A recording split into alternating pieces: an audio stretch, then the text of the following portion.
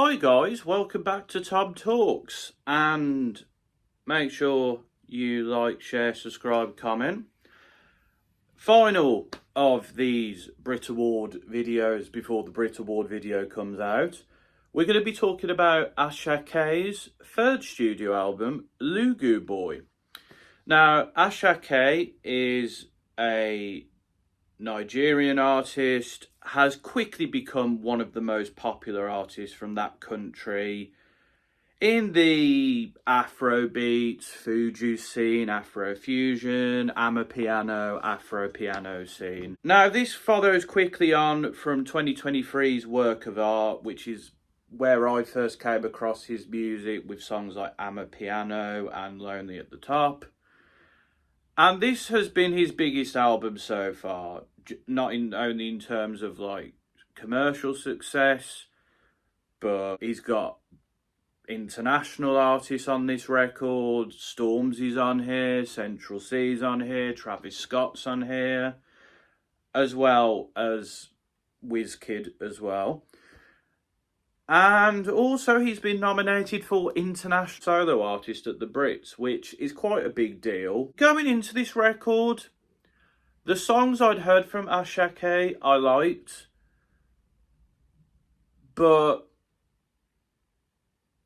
I guess I had to listen to a project before I fully appreciated the vibe of his. But I've got to say, when it comes to Afrobeats, Afrofusion, Amapiano, and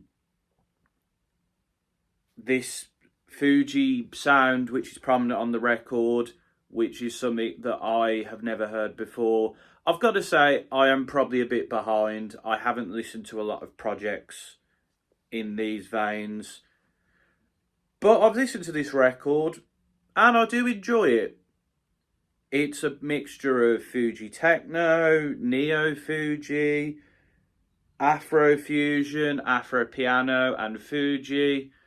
And I like how this album blends these sounds that have come out of Nigeria with hip-hop influences and dancehall influences and techno and neo. The primary producers on this record, P Prime and SARS, and also Mike Dean is on this record as well. They've done a good job production-wise. I think the production on here is varied and it has me interested. And for the most part, Asake does the same. I'm going to quickly go through the tracks I liked. The intro to the record, appropriately titled Start, has this beautiful singing performance from Asake. She hits the notes, they're melodic, I like the smooth synthy beat, and then Asake comes in, flows well over this wind instrument and the kick drums. It's a really nice start to the record, and it does its job in that regard.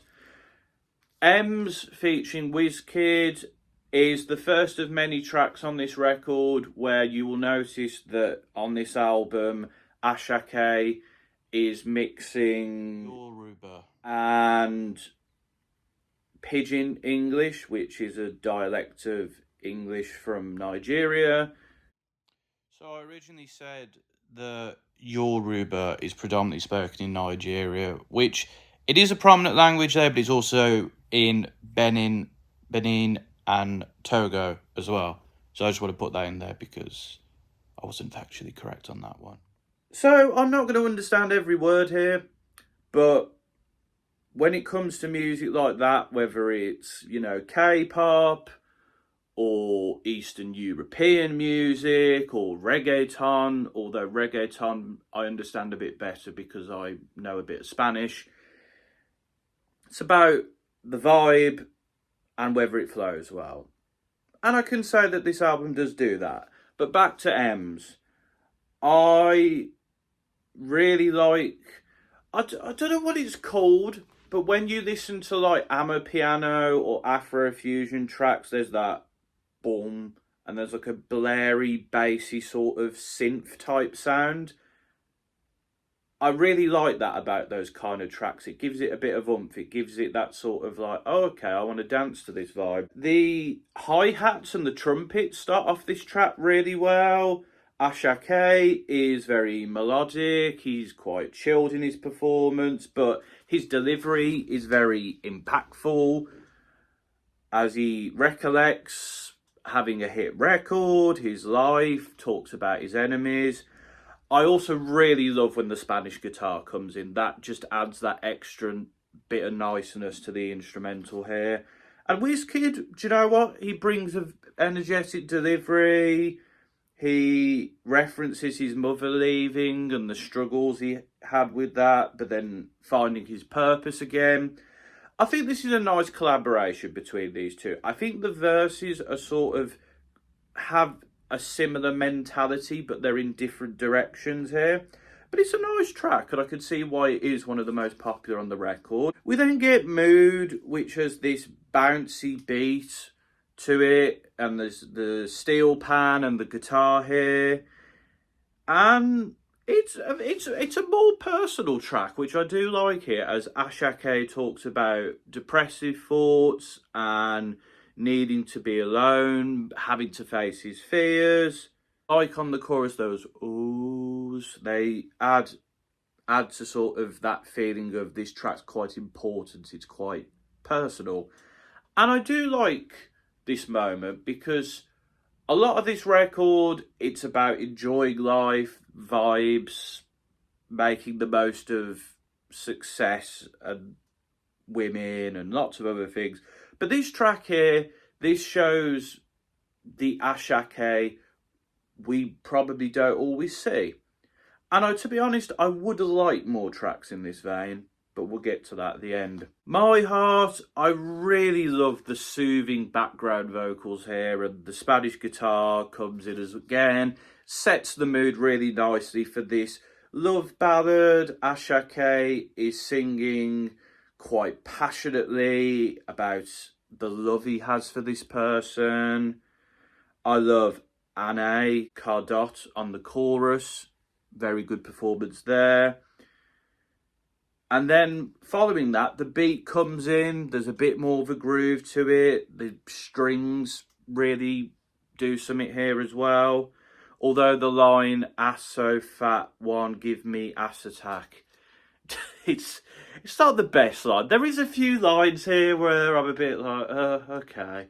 But like, for the most part, I do enjoy the track. I like the more romantic vibe of it compared to it's a nice contrast between some of the more like, yeah, grind on me, twerk on me sort of anthems we get, which I do like as well. But it's nice to have variety is the spice of life, they say.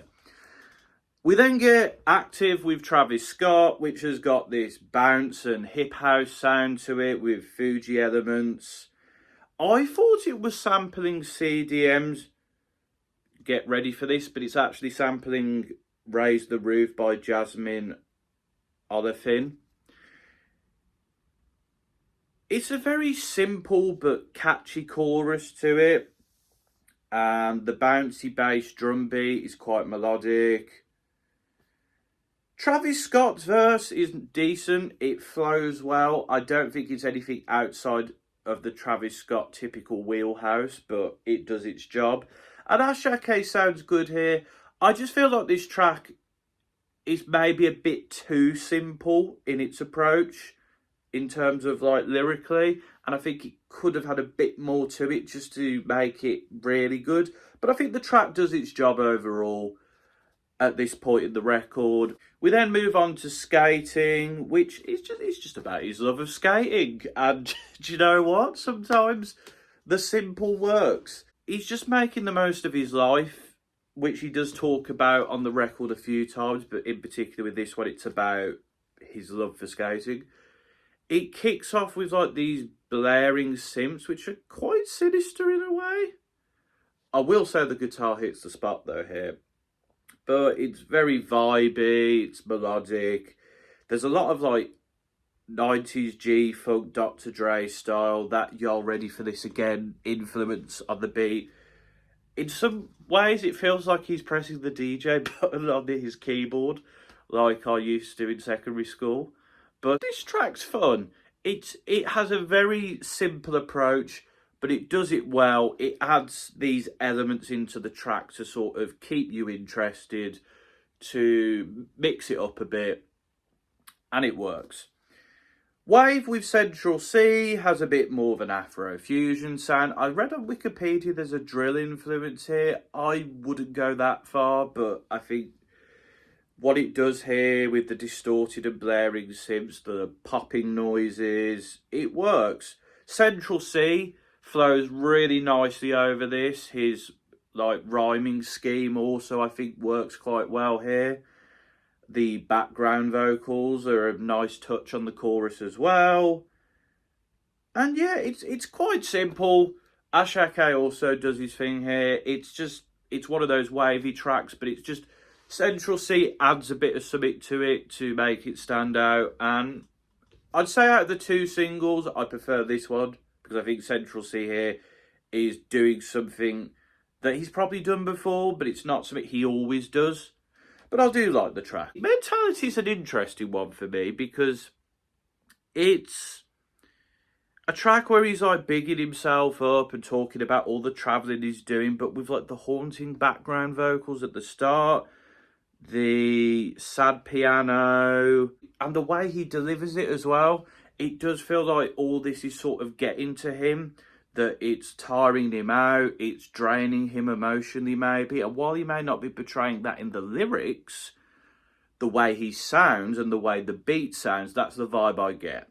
Maybe I'm looking a bit too much into this, but I think it's a very interesting juxtaposition, if that was the intention of the track, and it's why this track does stick out to me. We then get Oh Yeah, which is the most ravey sounding track here, definitely a big techno influence on the keyboard. The pounding beat as well. It's just about partying, no sleep, blaring synths.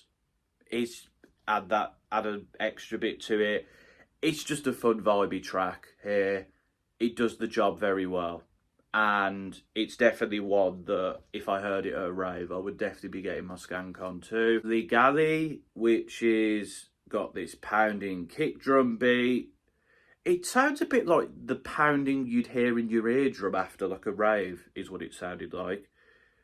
The melodic piano also complements that nicely, and then there's the bassiness as well. Asake in with this very sleek delivery about life being good, life being easy. There's those techno keyboard keys again. And I think his singing range he hits nicely here. He shows off his abilities as a singer on the track.